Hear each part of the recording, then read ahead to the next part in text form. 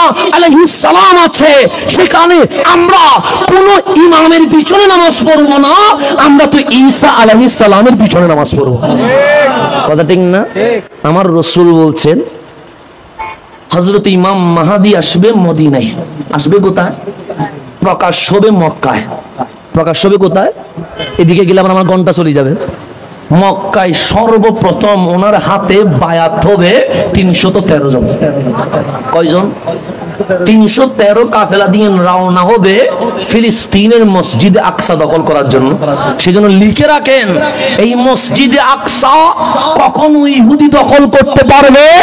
হ্যাঁ, মুসলমানের রক্ত ঝরবে, ছোট ছোট বাচ্চারা রক্তে লাল হবে, ফিলিস্তিনে হয়তো বা সূর্যের ধরন লাল হয়ে যাবে, কিন্তু আমার নবী বলছেন উম্মত, এই মসজিদে আকসা ইহুদিরা দাজ্জালের জন্য চেষ্টা করবে, কিন্তু আমি নবী বলে গেলাম আমার শেষ বংশধর ইমাম মাহদীর নেতৃত্বে, ঈসা রূহুল্লাহর নেতৃত্বে এই মসজিদে আকসা মুসলমানের দখলে চলে আসবে।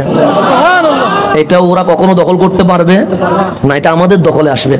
তো এখনো তো ওরা দখল করতে পারে না, চেষ্টা করতেছে, কিন্তু দখল করতে পারবে না। এটা ইমাম মাহদী। তো ইমাম মাহদী যখন রওনা হবে কোন দিকে? ফিলিস্তিনের দিকে, তখন চতুর্থ আসমান থেকে হযরতে ঈসা রূহুল্লাহ নাজিল হয়ে যাবে। আমার রাসূল বলেন তখন নামাজের সময়। কিসের সময়?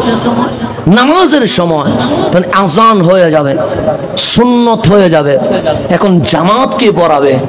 একদিকে ইমাম মাহদী, একদিকে ঈসা রূহুল্লাহ।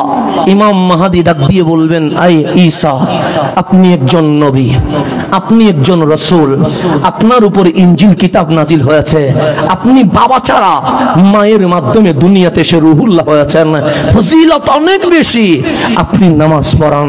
তখন ঈসা আলাইহিস সালাম বলবে, মাহদী আমার কি বলছেন? নবী বলছি, রাসূল বলছি।